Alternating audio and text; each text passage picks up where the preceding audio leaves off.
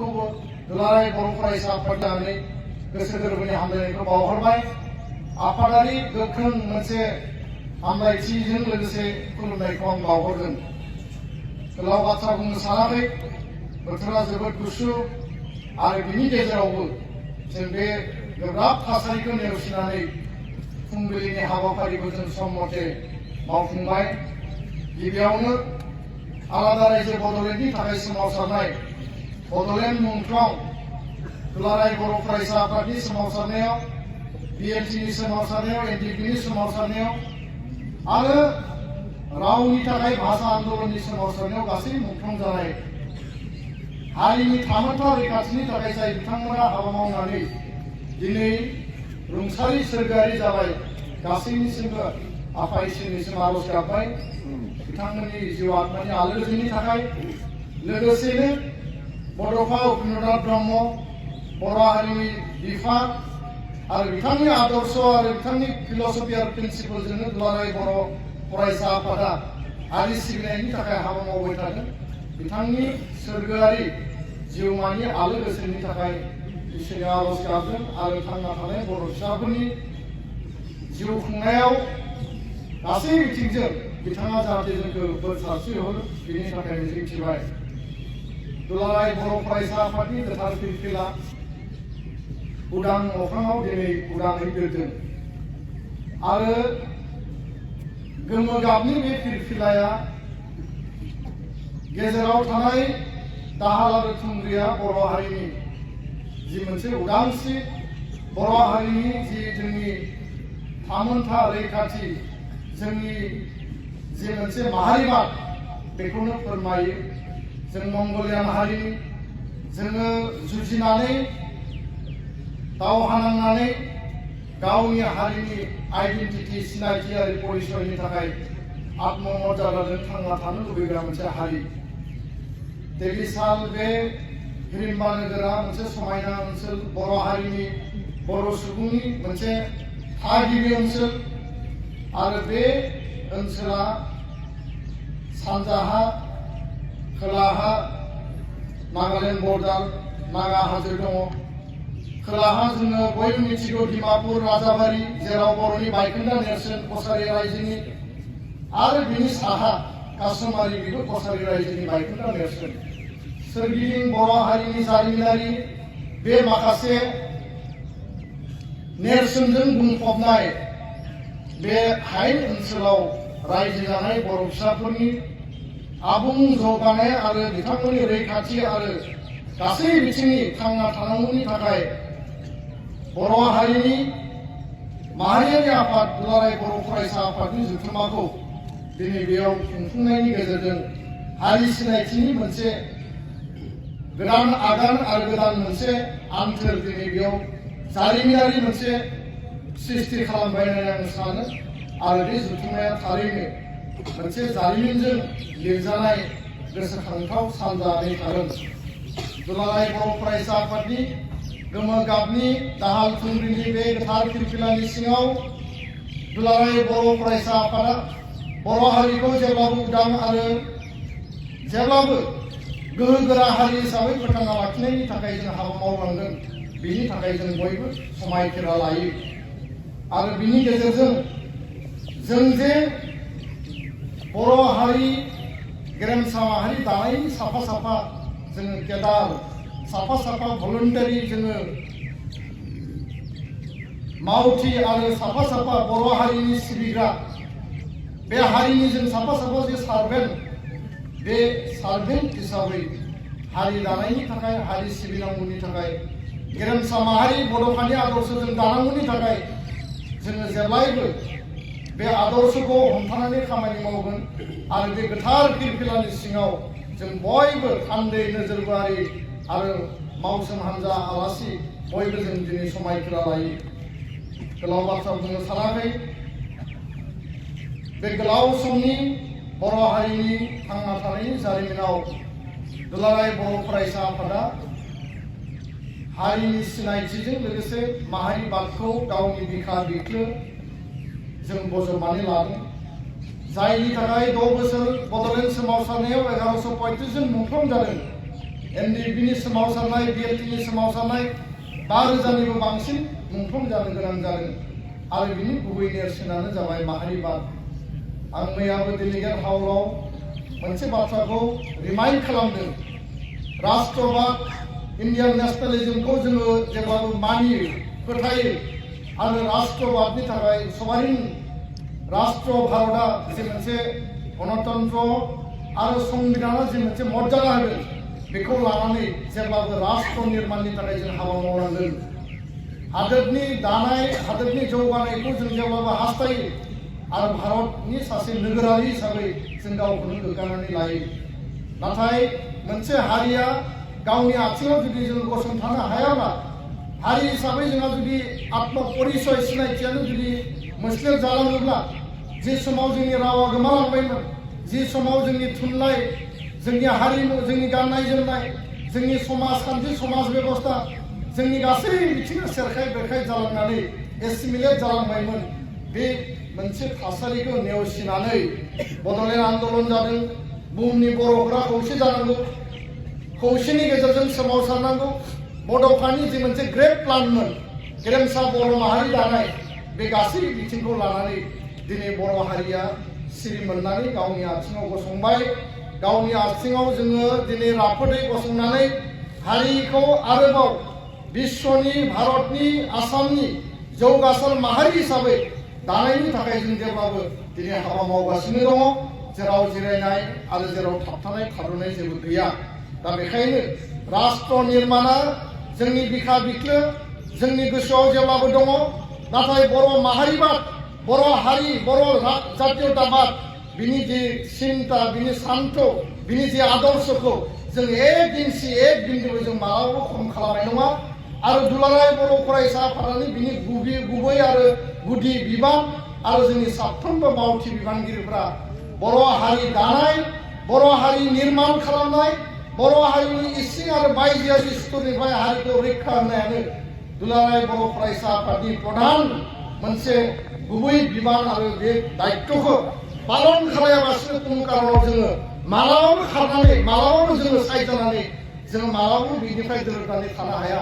आरो बिनि थाखाय बे गोथार फिरफिलानि सिङाव दुलाराय बर' फरायसा आफादनि साफ्रोमबो मावथिया जोङो समायखिरा लानांगोन। जायखि दुलाराय बर' फरायसा आफादनि दखरानि जिल्लानि मिरुनि इउनिटनि इउनिभार्सिटिनि स्टेटनि जि आफादगिरि गाहाय नेहाथारि फैया मानो 25 जन जाय बिबानगिरि थाया मानो जि समाव जि थासारियाव जि परिबेसाव जों बेखौ सौसिनांगोन। आरो दुलाराय बर' फरायसा आफादनि मोखाङाव दिनै गुसु जादों, मालाबा बारहुंखा बारदों, मालाबा सारअन्थाइ गावदों, मालाबा गुलि जानांदों, मालाबा जिनाहारि जानांदों, मालाबा जोङो आथिं आखाइ बुफाय जादों, जेलाव थांनांदों। जोंनि आगुनि दैदेनगिरिफ्रा माखासे बाथ्राफोरखौ दिनै बुङो जे जोंसो जेलाव थांदोंमोन, जोंसो गुलि जानांदोंमोन, जोंसो लावथि जानो गोनां जादोंमोन। दिनैनि दैदेनगिरिफ्रा बेबायदि परिबेसखौ मोनाखै। थासारिया आलादा आलादा।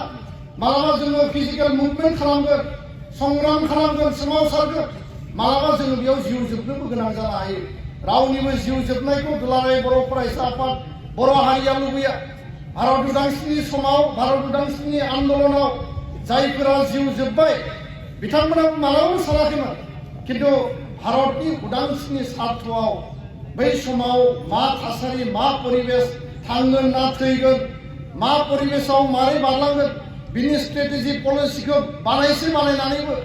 बेयाव आत्मबलिदान होनो गोनां जादोंमोन। एखे रोखोमैनो दुलाराय बर' माहारियाबो बे भाषानि सोमावसारनाय रमान हांखोनि सोमावसारनाय आरो जोंनि बर' बिजों बर' मिडियाम देबनागिरि हांखोजों जोङो जि जुजिनांगौ आरो बेखौ फोथांना लाखिनांगौनि सोमावसारनाय आलादा रायजो बड'लेण्ड संकष्ट सदियासिम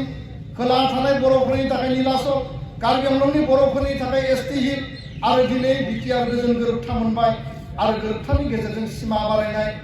गहपुरसिम सिमा बारायनायनि खामानिया 46 गामि थिसननायनि गेजेरजों दिनै मोनसे जागायजेननाय महर मोनबाय। बेखौ आबुं खालामनो थाखाय आरोबाव जोङो गोख्रों आरो राफोदसिन खामानि मावनांगोन। बर' कसारि काउन्सिलनि जि गामि थिसननांगौ समष्टि दानांगौ बिसायख'थि खुंनांगौ आरो बर' कसारि काउन्सिल ओनसोलाव जि जायगायाव जों दिनै बे मेलखौ खुंदों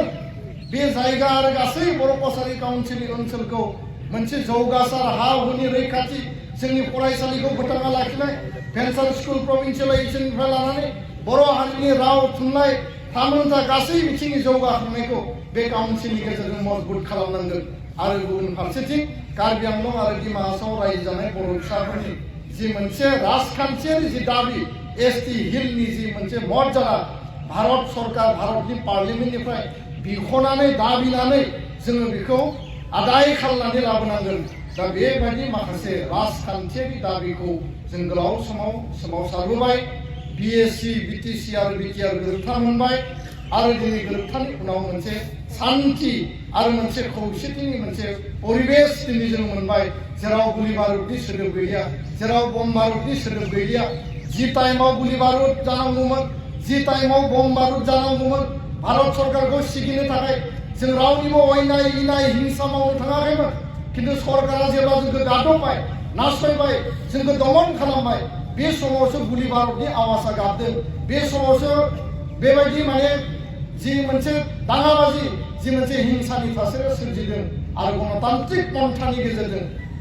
महात्मा गान्धीनि आदर्श आरो बिश्वासनि गेजेरजों बड'फानि मास्टार प्लान आरो ग्रेट प्लाननि गेजेरजों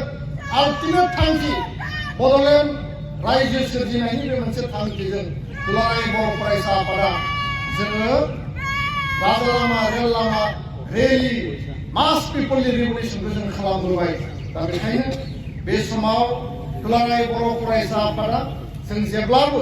जेखि थासारि फैया मानो जाय जेखि बुङा मानो जाय जेखि जोंखौ अपप्रचार भुवा प्रचार प्रपागान्डा खालाया मानो जोंनि हाबा मावनायखौ लानानै जाय जि एलार्जि जाया मानो हारिनि एक बिन्दो एक इन्सि हारि खहा जानाय हारिया माने नासय जानांगौ जानाय हारिया मुगै जानो गोनां जानाय बेबादि जि थासारि फैया मानो जों बेखौ सौसिनानै हाबा मावगोन आरो कुनु कारनाव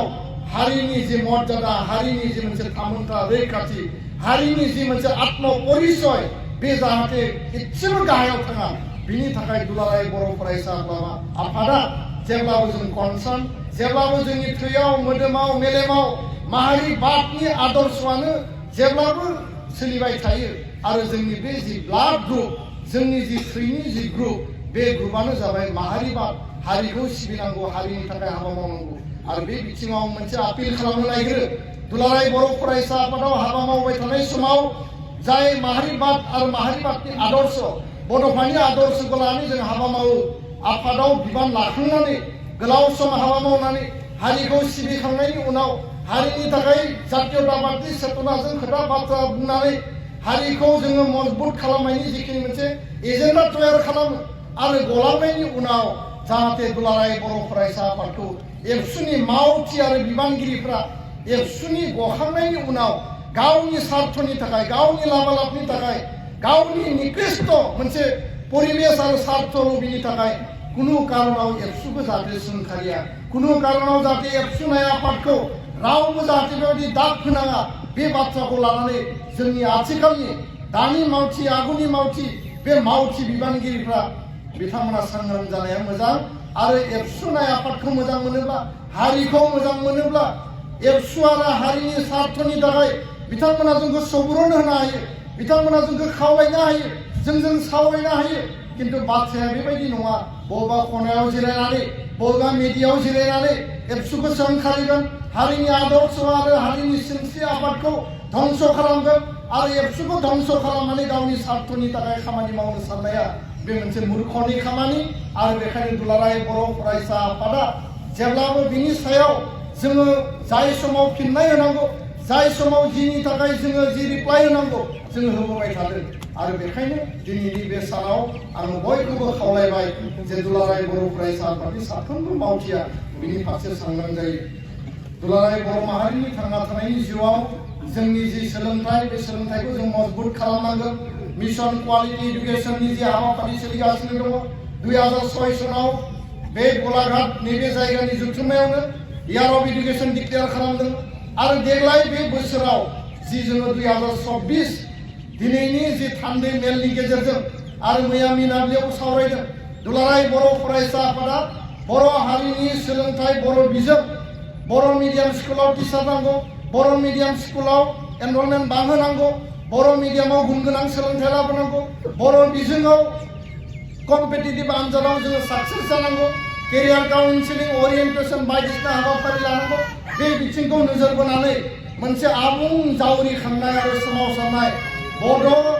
मिडियामनि थाखाय बर' हारिनि राव थुनलाइ बेखौ गासै बिथिंखौ जोङो रिभलिउसन लाबोनायनि थाखाय क्वालिटी एडुकेशन मुभमेन्ट बे मोनसे मुभमेन्टआव लांनानै जोङो दिनै सिद्धान्त लागोन आरो बिनि गेजेरजों सोलोंथाइनि बिथिङाव जों मोनसे रिभलिउसन लाबोनायनि थांखि लादों दा बेखायनो मानगोनां थान्दै लोगो आरो बे फिरफिला बिरोंदायाव बाहागो लानाय साफ्रोमबो दैदेनगिरि बिबानगिरि नोंथांमोनखौ आं खावलायबाय दुलाराय बर' फरायसा आफादनि जि मोनसे थांखि आरो उद्देश्य बेयाव जाहाथे बयबो बाहागो लागोन आरो बिटिआर एकर्ड इमप्लिमेन्टेसननि थाखाय आद्रा थानाय जिखिनि दफाफोर दङ 100% मावफुंनायनि थाखाय दुलाराय बर' फरायसा आफादा जों माब्लाबाबो कमप्रमाइज खालामनाय नङा बिटिआर एकर्डआ 4 बोसोर जाबाय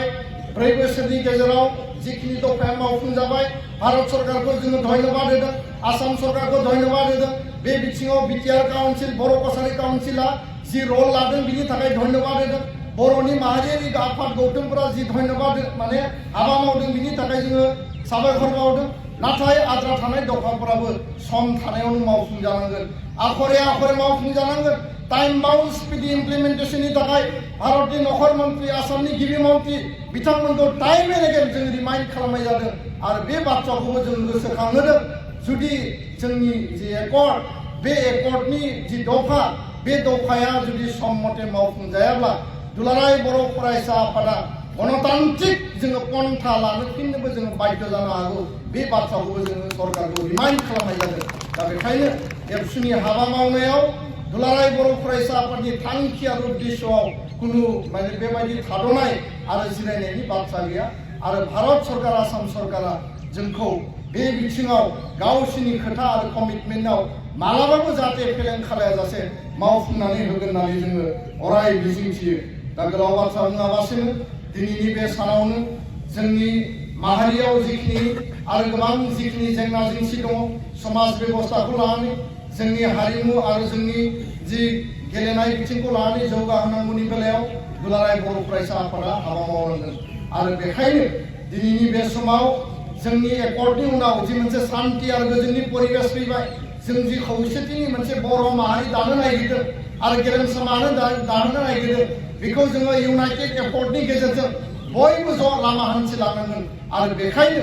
जाय बिथांमोना दिनै सोमावसारनायनि उनावबो एकर्डनि उनावबो दिनै आइननि मोनसे प्रक्रियानि गेजेरजों आइननि मोनसे मेरपेसनि गेजेरजों दिनै आसामनि जेलाव थानो गोनां बाध्य जादों बे जेलाव थानो गोनां जानाय जि मोनसे थासारि बे थासारिखौ गैया खालामनानै जेलाव थानाय दैदेनगिरि बिथांमोनखौ एनडिपिनि केडार लिडार बिथांमोनखौ जेलनिफ्राय दिहुननांगौनि थाखाय सुप्रिम कर्टआवनो जा गुवाहाटी हाइकर्टआवनो जा एनआइए कर्टआवनो जा आरो राजनैतिक भाबै भारत सरकारजों सावरायनांगौनि बेलायाव जों दाबि होनानै बिथांमोनखौ दिहुननायनि खामानिखौ जों मावगासिनो दङ दा जोबनायाव आङो साफ्रोमखौबो साबायखर बावगोन आरो दुलाराय बर' फरायसा आफादा बे बाथ्राखौ बारे बारे जों रिपिट खालामगोन बारे बारे जोङो बुंगोन जे गासैबो खामानिखौ इसिङारि जोंनि जि हमवर्क हारि दानांगौनि जिखिनि मोनफ्रोमबो एजेन्डा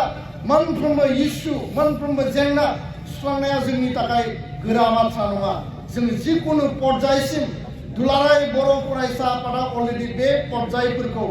दैयाव अराव बारहुंखायाव जोंनि गणतान्त्रिक आन्दोलनाव आर्म स्ट्रागलनि आन्दोलन अलरेडि गासैबो रिभलिउसना बर' हारिजों टेस्ट जाजोबबाय आरो गासैबो आन्दोलनाव दुलाराय बर' फरायसा आफाद बर' हारिनि आफाद आरो गौथुमफोरा जों अलरेडि पास जाबाय किन्तु मोनसेल' बाथ्राया जाहैबाय भारतनि बे जि मोनसे गणतान्त्रिक देश माने लार्जेस्ट गणतान्त्रिक देश लार्जेस्ट पपुलेशन थानाय बे मोनसे डेमोक्रेटिक नेशनाव बर' हारि बायदि मोजोमसे जि ट्राइबेल माहारि जोंनि आवाज जोंनि सिनस्रि जोंनि कौशल जोंनि एजेन्डा जोंनि जिखिनि इउनिटि बेखौ जों जेब्लासिम स्ट्रेंथ दिन्थिनो हागोन भारत सरकारा बर' हारिनि जौगानायनि थाखाय जेरैबायदि बर' रावखौ 80 सिडुलाव सोसननो बाध्य जादों आरो जेरैबायदि आसामनि लोगो सरकारि राव हिसाबै मर्यादा होनो बाध्य जादों भारत सरकारा बर' हारिनि जेंना जेंसि सुस्रांनायनि थाखाय जि मोनसे राजनैतिक मोनसे विल पलिटिकेल जि विल बेखौ दिन्थिलांनांगौनि थाखाय बेखौ दिन्थिनो बाध्य खालामनांगौनि थाखाय बर' हारिया गोख्रोङै सांग्राङै आरो खौसेयै जों आवाज दैखांनांगोन आरो बे आवाजखौ दैखांनो हायोब्ला राजनैतिक विलजों गासिबो सम्भब जायो पलिटिकेल विलजों गासिबो बिथिङा सम्भब जायो बिएसि एकर्ड जानायाव बिटिसि एकर्ड जानायाव बिटिआर एकर्ड जानायावबो पलिटिकेल विलानो खामानि मावदोंमोन आरो बेखायनो बे विलखौ जोङो बिख'नानै दाबिनानै मोननांगौनि थाखाय खौसेथि गोजोन आरो जोंनि जि मोनसे जि शक्ति बेखौ अरायबो जों दिन्थिनांगोन आरो बे जुथुमानि गेजेरजों बे मोनसे गोथार जोंनि जि मोनसे सानथौ आरो सानस्रि बे दिन्थिफुंजागोन आं बेखौ गोसो गोथारै आङो फोथायो आरो जोबनायाव नैबे जुथुमायाव बर' हारिमु आफाद दुलाराय बर' हारिमु आफादनिबो जुथुमा जोंहा एखेलेगे खुंफागोन आरो बेयाव बिथांमोनाबो बे समाव फिरफिला बिरगासिनो दङ आरो बर' हारिमु आफादनि गासै दैदेनगिरि बिबानगिरि बिथांमोनाबो थान्दै बिथांमोना बाहागो लाफैगोन बिथांमोननि गासै सावरायनाय हाबाफारिया मोजाङैनो जाफुंसारथों आरो गाबोन आसामनि गिबि मन्त्रि डक्टर हिमन्त बिश्व शर्मा बिथाङा फैगोन थुनलाइ आफादनि आफादगिरि डक्टर सुरभ नार्जारि बिथाङा दिनैनो सफैगोन लोगोसे बिटिआरनि चिफ प्रमद बर' बिथां जोंनि चिफ गेस्ट नागालेण्ड इउनिभार्सिटिनि चेन्सेलर डक्टर सुमन्द्र गुप्त काश्यप बिथाङा फैगासिनो दङ लोगोसेनो आसामनि केबिनेट मन्त्रि उर्खाव गोरा ब्रह्म गोबां गेदेमा आलासि बिथांमोना गाबोन सफैगोन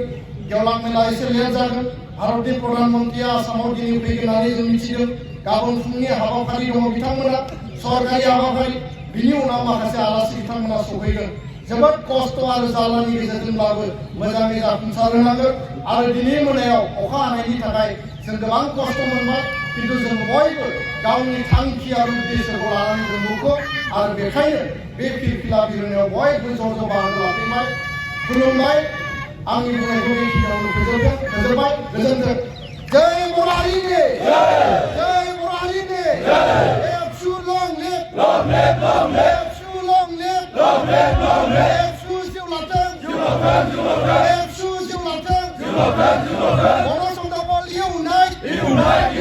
बर' संदाबल इउनाइट